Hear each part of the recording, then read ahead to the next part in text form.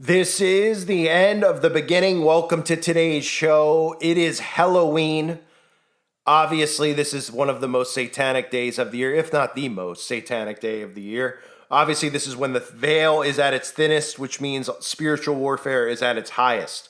Satanists use Halloween to summon all sorts of spirits and to wage spiritual warfare against Christians. But of course, we're all led to believe it's just about eating candy and getting dressed up. And now we live in a society where adults are more interested in Halloween than kids are because we have adults behaving as children, which is why we're in the mess that we're in. So I want to play a documentary for you, but before I do, here on the End of the Beginning channel, I want you to know that I'm still uploading daily content. A lot of you are wondering where I am. I'm uploading on 3 new channels. They're all linked below in the description box and the comment section. I highly recommend you pause this video now. I ask you to do that for me and go and subscribe to those channels if you still want my content. If you don't want my content, I don't really know why you're here or you're listening, but there should be more people over on those channels. You should be aware of where I am. There's so much stuff going on that you need to know about. I understand you need breathers probably from my content because it's a lot to handle, but you need to know what's going on with Israel. You need to understand the Christian deception that is coming. I'm trying to cover it the best I can over on those channels. They are linked below. Eye for an Eye, United Uprising, and A Call for Vengeance. Please subscribe to those now.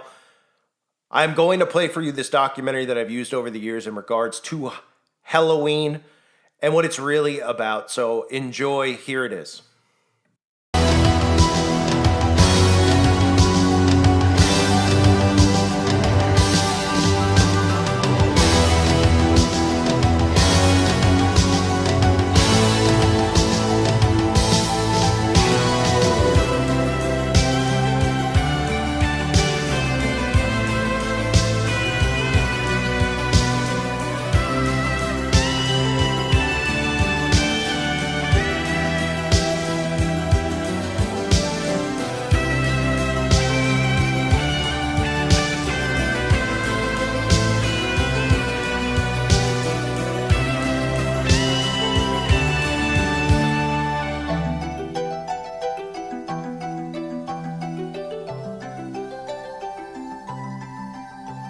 Hello, I'm Chuck Smith. And I'm Carol Matriciana. Welcome to this edition of The Pagan Invasion.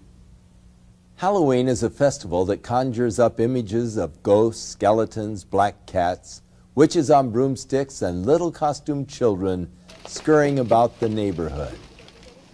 Trick or treat! Oh my goodness!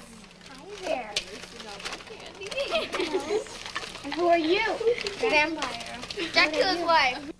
While there are some people who may be concerned about the origins of Halloween and its focus on blood, death, horror, and the occult, to millions of youngsters across the nation, it has been adopted as a time to pursue scary fun. It is an opportunity to dress up in ghoulish or fanciful costumes, to engage in the fantasy of being a witch or a vampire, ghost, or devil. Eager trick-or-treaters solicit candy door to door or bob for apples at Halloween parties. Others brave haunted houses and horror movie marathons, while the more daring visit cemeteries at midnight, play with Ouija boards, and hold seances in an effort to contact spirits of the dead. One of the biggest promoters of Halloween is the public school system.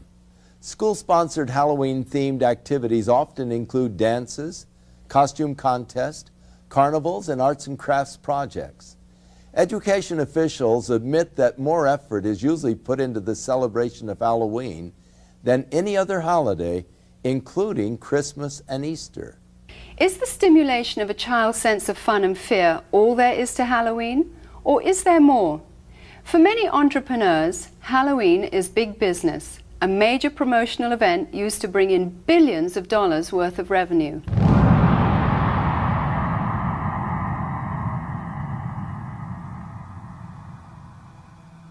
In addition to the usual costumes of cartoon characters for children, a growing number of outlets are featuring more macabre and sinister creations for purchase. This one well-known department store chain will sell more than $500 million worth of Halloween paraphernalia this year. And that doesn't include revenue from the sales of trick-or-treat candy. Costume shops such as this one are able to stay in business year-round as a result of the tremendous sales and rentals they receive during the Halloween rush. Farmers also view Halloween with an eye toward making big profits. Pumpkins are a traditional Halloween accessory used by households nationwide as jack-o'-lantern decorations. This one Southern California field of only 164 acres will yield nearly $250,000 to its owner. Halloween is manipulated by the promoters of horror movies and videos as a major marketing opportunity. While horror films used to be synonymous with B-movies and considered the conventional low-budget industry standby, today they account for nearly 20% of all of the revenue received by feature film producers and distributors. The success of the technical revolution in special effects has attracted serious film directors to produce well-crafted, elaborate horror productions.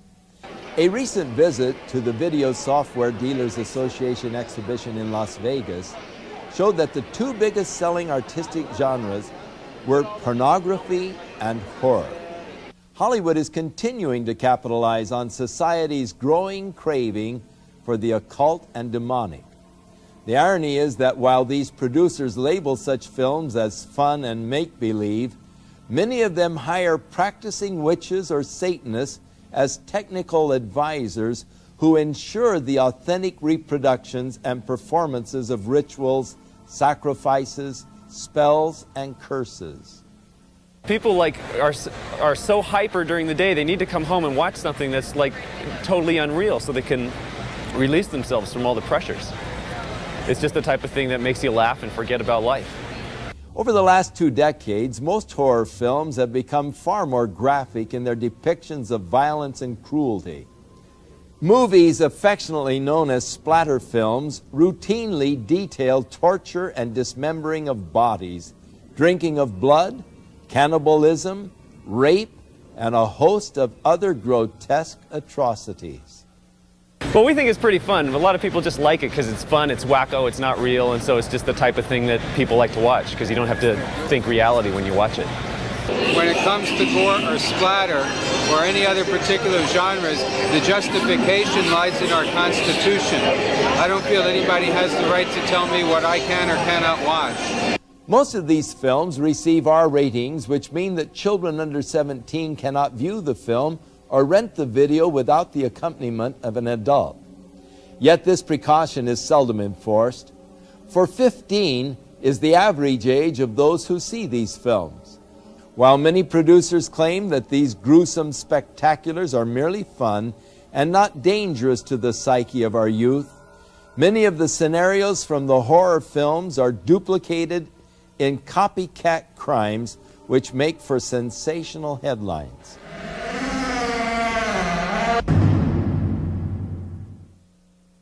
Glenn Hobbs was initiated into a satanic coven as a child by his grandfather and continued participating for many years.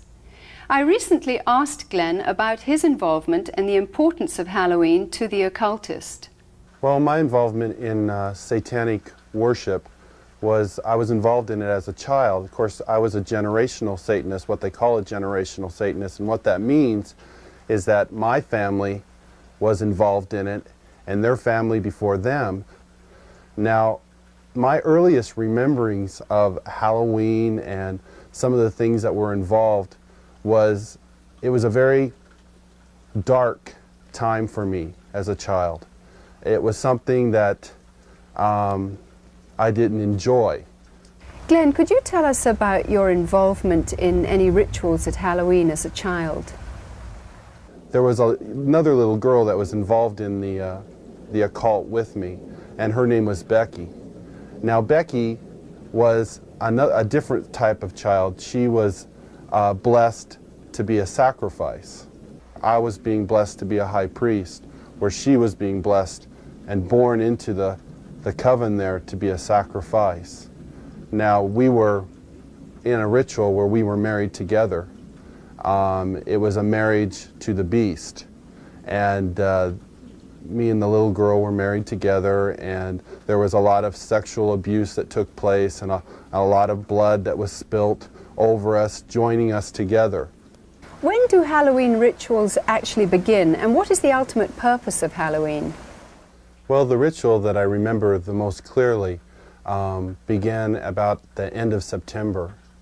Me and the little girl, the one I mentioned named Becky, the abuse was very concentrated at that time. We were taken into several rooms where our clothing was removed. We spent the next couple of weeks in a kind of a shack where a lot of rituals went on, where a lot of animals were killed.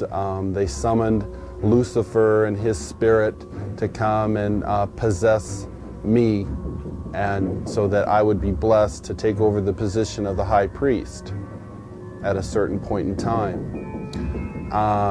Now, Halloween night, they had again put me and the little girl in the back of this van, and we again drove off, which seemed like for a long time. We were drugged once again, and we finally came to this stop.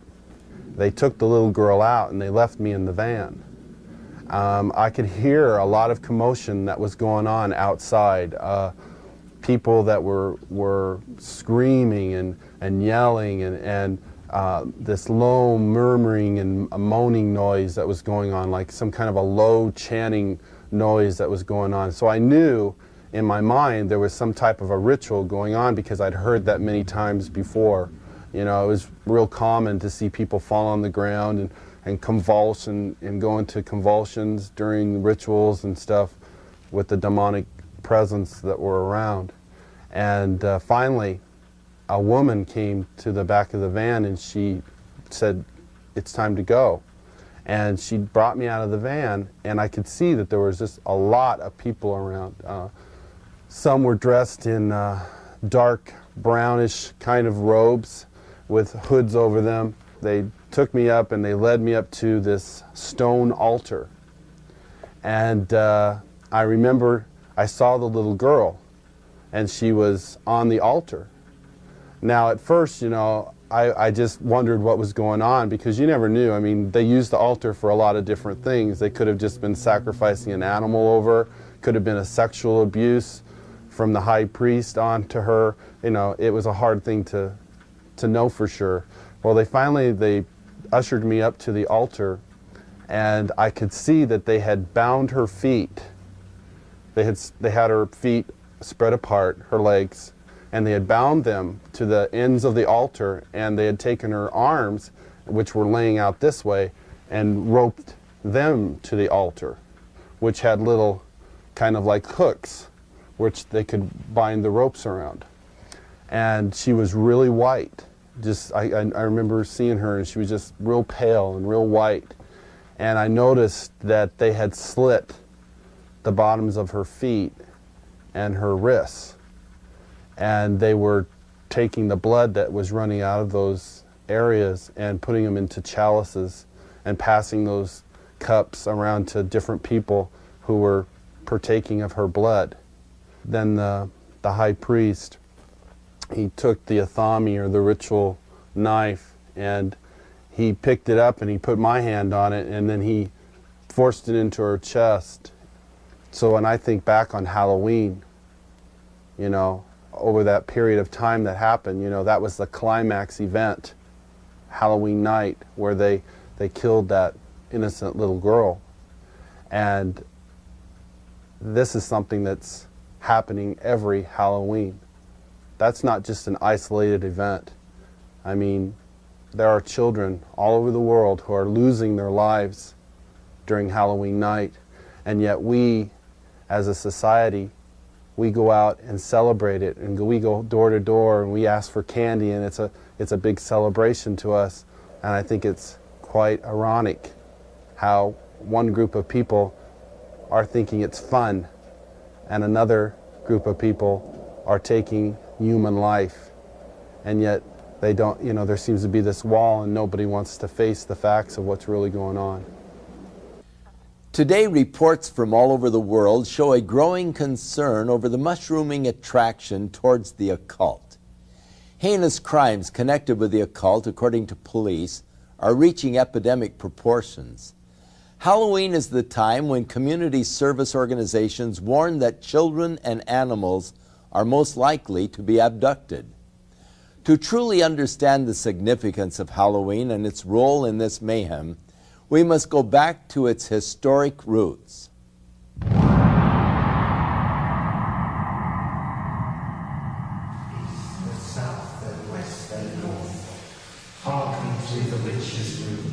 What you are looking at are actual rituals and spells being performed by practicing witches and druids throughout America and Europe.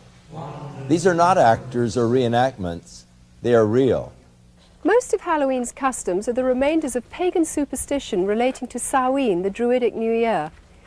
The Druids were the influential priests, magicians and sorcerers of the nature religions that prevailed in early northern Europe. These native beliefs permeated Celtic culture for about 2,000 years, up until the introduction of Christianity. Today, a revival of the practices of Druidism, along with various forms of witchcraft and nature worship, are sweeping across Europe and North America. Power of the sun. Power of the sun. The Druid orders are full of people from all walks of life, from soap opera stars to doctors and lawyers, dentists and toilet cleaners. Anybody can be a Druid. I'm standing on Primrose Hill, which is one of the sacred sites in London, and it was here that the Druid order was inaugurated in its last most recent cycle in 1717, when a number of Druids from Wales and Scotland and Ireland and Brittany and England came together, and it is here that some of the ceremonies are held.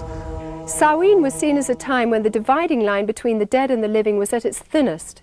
Consequently, contact with spirit beings was thought to be easiest. Samhain was also one of the major fire festivals of the Celts. At this time, the Druidic priesthood led the people in diabolical worship ceremonies in which they would sacrifice animals and humans in ritual killings. Human sacrifice has absolutely no place in the modern tradition. Just because we see a pagan revival doesn't mean that we wish to go back to barbarism of any sort. So it's a bit of a red herring. It's not something we like to talk about. The name for Druids is believed to come from the Greek word drus, meaning oak. Druids usually select groves of oaks for their ceremonies and use the leaves in their sacred rites. The work of the Druids consists in reuniting us with the world of nature externally and internally with that stream of ancient wisdom and knowledge. Sharing the Druidic tradition of nature worship is witchcraft. The title witch is from the Saxon word Wicca, meaning the one who practices sorcery. The Oxford Dictionary states that a Wiccan is one who is twisted, bent or warped. Despite attempts from modern Wiccans to sanitize the original intention of witchcraft, its practice cannot be divorced from demonology. O guardians of the watchtower of the east, I, Ishtar, high priestess and witch, do summon and stir thee. I command thy presence at this our meeting, to guard over our circle and to witness our rites.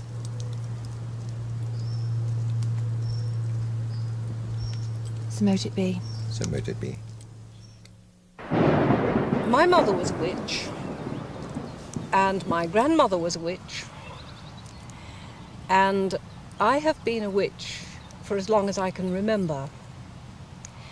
Since I have been practicing the craft, there has been a great revival. I believe there's about 1 million people in England alone that practice witchcraft. The pagans are all over the place with their covens. If they're not calling themselves witches alone, they are paganistic in their ways. There are probably now as many people practicing witchcraft in Britain as there are committed Christians. I regard myself as a natural witch. I was regarding myself as a witch since early childhood. I was brought up in a very isolated part of the country on the Welsh border, which has a long tradition of magic and Welsh sorcerers. It's almost as if there's a kind of grassroots feeling back towards paganism. We live in a kind of post-Christian era almost, and that people are moving towards a kind of neo-paganism, I suppose. We learn as practicing witches to tap into forces of nature and to actually, if you like, send out a spell or an incantation or an invocation in a very powerful way. It's in many ways to bring you back to nature, to bring oneself back to nature, and to learn how we fit in with the natural scheme of the universe and the natural scheme of the earth, and understanding what we need to do to heal the planet. Because worship of nature is so central to their theology, large numbers of practicing Druids and witches are dedicated to today's ecology movement. We have a number of initiatives which include planting groves of sacred trees and a campaign for individual ecological responsibility, which is concerned with showing how each of us can become ecologically responsible. I think the time is coming now where we have to take the responsibility by the throat and actually get out there and say, there are answers here. I'm not prepared as a pagan, as a priest, and as a practicing witch to sit back and see my planet, my mother, raped any longer. Goats, O answer unto me. Halloween is often confused as a Christian holiday because of its association with Christian All Saints' Day or the Eve of St. Hallows, All Souls' Day. In fact, the original Christian dedication used to be celebrated in May and was intended to honour those Christians who died for their faith. But by the 9th century, the influential Roman Catholic Church changed the holiday to November, and the Protestant Church soon followed.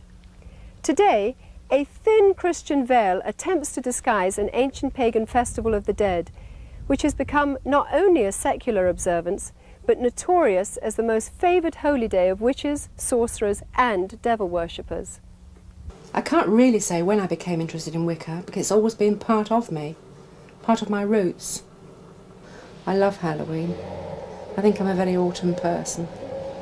We dress up the house with cobwebs and so on, and we cast a circle, and we have a smoky cauldron, and we all scry, which means do clairvoyance, into the smoke which comes out of the cauldron.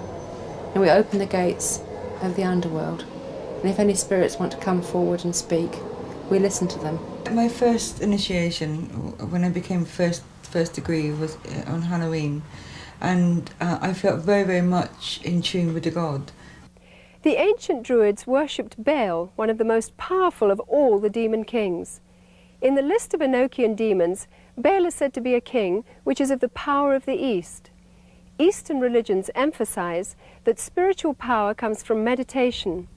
The common denominator between Druids, witches and Satanists is the practice of meditation for the purpose of making contact with the spirits of the dead or disembodied souls. You do a lot of meditation with the arts, and you get onto this higher plane. It becomes less physical and more mental. It takes years of painstaking study, meditational work, finding your higher mind, being able to actually tap into the forces of nature and use those. I have, on occasion, touched upon, I suppose you could call them spirit guides. People describe them in a different way. I am aware of a hierarchy of spiritual advisors who live on another plane of consciousness that you can approach, that will acknowledge you and advise you and assist you. We have what we call contacts. There are other names for them. They are beings, that's the easy thing to call them, which can be people who have lived on the earth, or they can be God forms. They become almost as real as the people standing next to you. And whoever else you call doesn't actually materialize. You can't see them in the physical sense, but mentally you know that they are there. You can see them in your mind's eye. They represent really forces in the universe. Forces that are like gravity or wind, but they're forces that have to do with our internal makeup and make our minds work in the way that they work. Margaret Adler, practicing witch and author of Drawing Down the Moon, warns that the trance state, with its roots in ancient shamanism and paganism, is not to be entered into lightly or when alone. For the spirit to be contacted actually enters the witch's body, using it to deliver a verbal message. There is a possibility, if you don't cast a circle, the forces that could come into the room could take over in a form of possession. We had one example here where one young woman, a nurse, was possessed by, I don't know what it was, but a horrible voice came through her and she passed out. While occult procedures in their rituals may vary in intensity, the fact is that witches, as well as Satanists, commemorate Halloween night with the same fervent dedication to invoke spirits for personal power.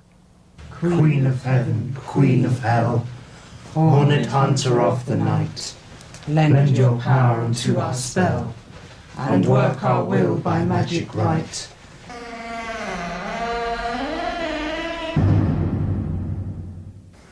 Glenn, you've now been a Christian for some time. What is your reaction when you see Halloween celebrated by people?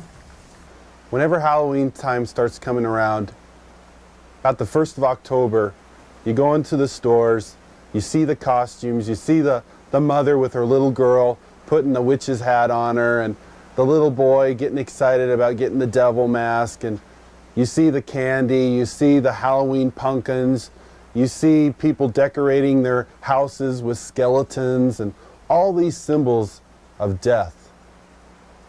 You know, it only serves to bring back horrifying memories to me.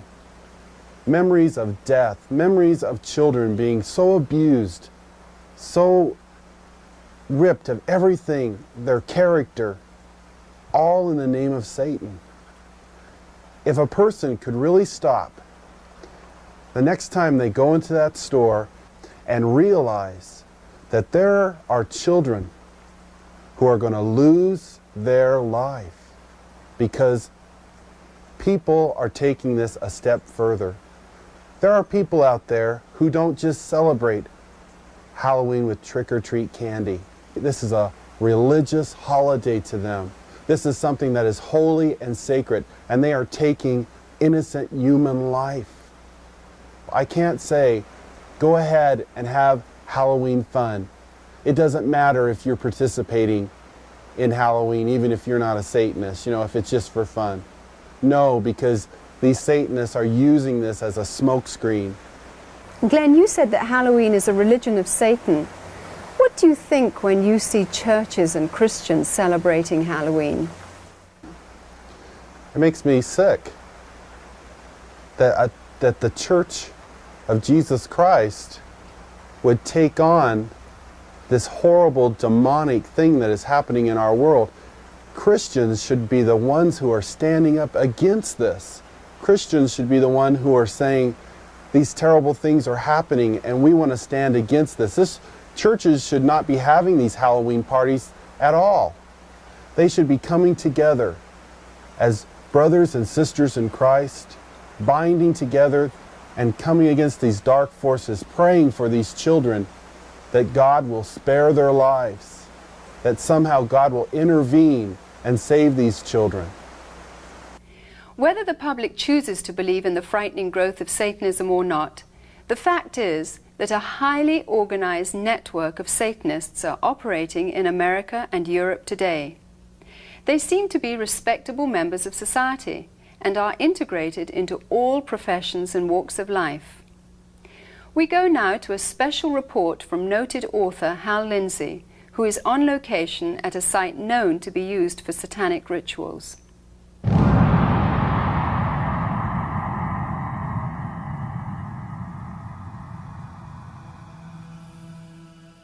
We came out to a place in the hills east of Los Angeles, to a location that has been identified in the past with ritual worship and, we believe, Satanism. Frequently, this site has been discovered with candles that had been used in ritual. And you can look at some of the artifacts we found here today, upside down crosses that were put around, bones that are scattered around here, and various satanic symbols, but also something disturbing in the light of what we'll be talking about in the future, and that is the diaper of a very, very small baby. You know, I believe that this country is experiencing a pagan invasion, including a new upsurge of practice of witchcraft, the New Age, and as we will talk about today, outright Satanism. Around the middle of the 1960s, there was a dramatic upsurge in satanic worship, beginning with Anton LaVey and his writing of the Satanic Bible and the founding of the Church of Satan in San Francisco in 1966. I watched as this accelerated, not just in the West Coast, but around the country. When Charles Manson and his gang in 1969 committed the horrible, brutal crime at Sharon Tate's home, this was done in connection with all of the paraphernalia of Satan worship. This started a whole avalanche of satanic crimes. We've seen serial murders. We have watched as one after another has been brought to light. Many murders where satanic symbols have been discovered, the pentagram, 666, and all sorts of things of this nature were done. But more distressing, we have found all over the country reports that there are animals that have been mutilated in a very skillful and specific style that shows that they were ritually offered as sacrifices. There are now confirmed cases where there have been girls that have been used as breeders and their infant children have been sacrificed to Satan. Halloween seems to be the high holy day for the Satanist and the occultist. Halloween is the time when all across the country, in secret little places, in the dark, there will be little babies sacrificed to Satan.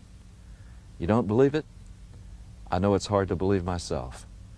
But there has been such an acceleration of worship of Satan that we believe that these sorts of things are happening, and we have evidence that they are.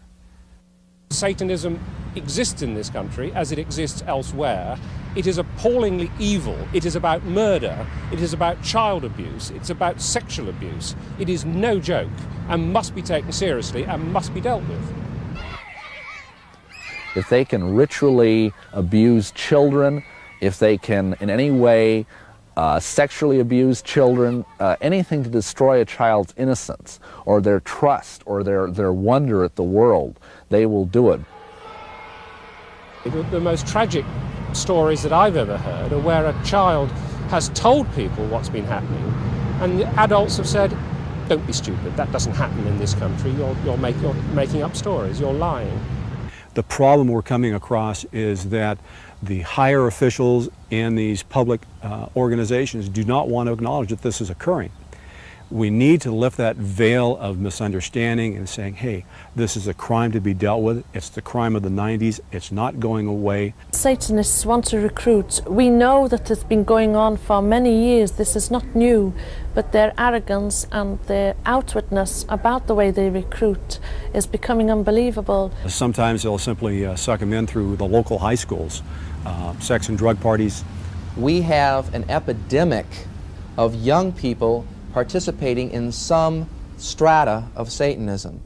Now, that doesn't mean that they're all out sacrificing human beings, but they may very well be doing the rituals that involve mutilation of animals. One fire department individual told me all of the woods around our area have these types of rituals going on. It is believed that if you kill an animal, that exerts a tremendous amount of energy that the people there can sort of vampirize on, and so animals would be slain, and this is especially true on the high holidays like Beltane and Samhain, Halloween and May Eve. There's something about sacrifice. If you do it once, you want to do it all the time. Once you've actually passed the barrier of sacrificing an animal, you get this sort of bloodlust where you really want to do it, and I really wanted to do it.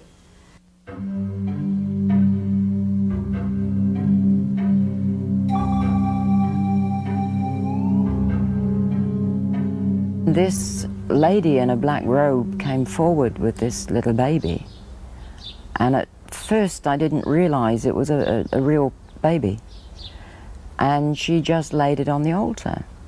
It was breathing, but it wasn't crying.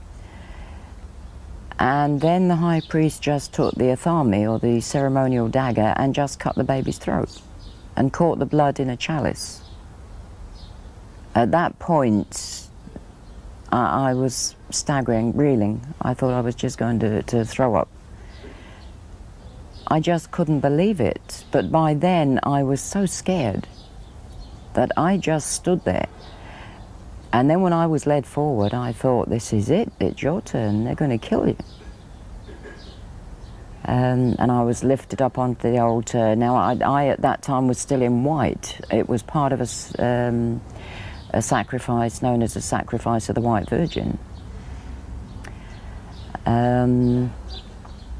And the same blood that had come from the baby was daubed all over my body. Then the high priest raped me. And I think at that moment, I was just, the fact I was still alive went through my mind. I thought, you're still alive.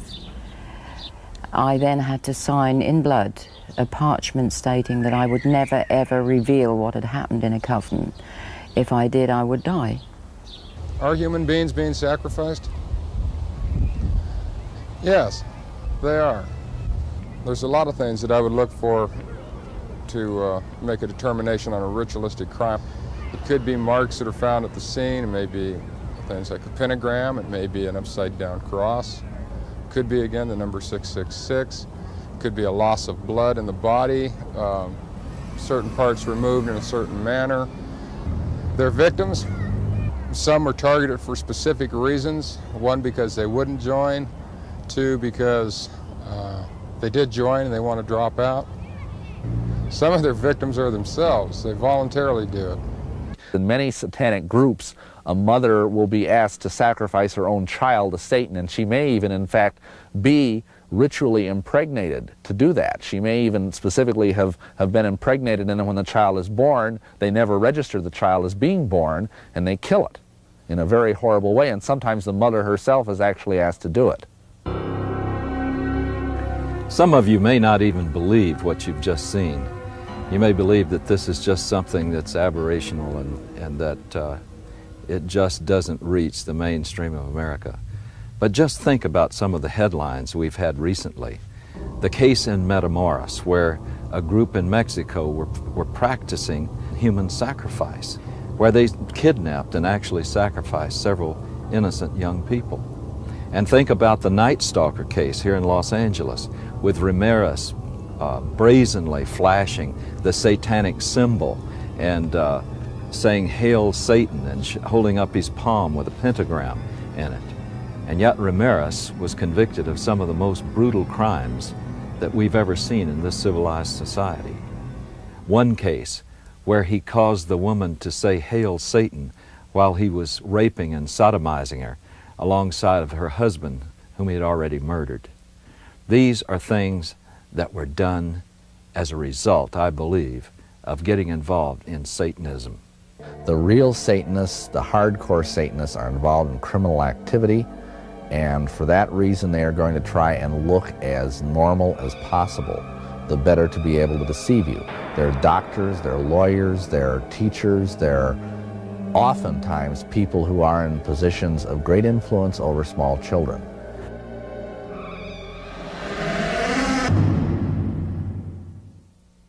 In a recent letter to syndicated advice columnist Ann Landers, a concerned parent wrote of a fourth-grade teacher who had asked her students to write a short essay on what they would most like to do to celebrate Halloween. 80% of her 9-year-olds expressed the wish to kill somebody. It is easy to see how Halloween's ambiance can promote an unhealthy desire for violence. All of today's seemingly innocent Halloween customs and symbols have their origins in the ancient Celtic Day of the Dead. For example, the practice of trick-or-treat is from Celtic tradition, where people gave food in return for blessings from spirits of the dead. Failure to supply treats would result in demonic retaliation. Jack-o'-lanterns grew out of the Celtic tradition of carving the faces of demonic spirits on turnips and later on pumpkins. The World Book Encyclopedia says the apparently harmless lighted pumpkin face of the jack-o'-lantern is actually an ancient symbol of a damned soul. Candlelit pumpkins, or skulls, at a home signified that the occupants were sympathetic to Satan and would therefore receive mercy by spirits and trick-or-treaters on their Halloween rounds. Perhaps the most sickening of all Druidic New Year practices were the human sacrifices which occurred at midnight. Adults and children alike would be thrown into huge fires while the celebrants danced around them in demonic fits of abandon. By morning's light, only ashes and bones would remain. These were called bone fires, which is where we get the tradition of bonfires today. The Druids believed that black cats were reincarnations of the evil dead and were possessed with supernatural power and knowledge. Bobbing for apples was part of the Druidic New Year sexual divination ceremony of fertility. The broomstick and witches' hats were originally considered phallic symbols. When used in the rituals of witchcraft, these objects supposedly transform the sexual energy released during orgasm into psychic energy. By understanding the pagan origins of Halloween, we can no longer claim ignorance. As parents, we are called to a sense of responsibility and must decide whether to allow our children to participate in occultic celebrations which glorify the powers of darkness. Deuteronomy chapter 18 spells out God's position concerning man's participation in divination, sorcery, or communicating with the dead. Verse 12 states that whoever does these things is detestable to the Lord. By participating in the customs of Halloween, whether in fun or ignorance, we are continuing in practices which have been consecrated to Satan.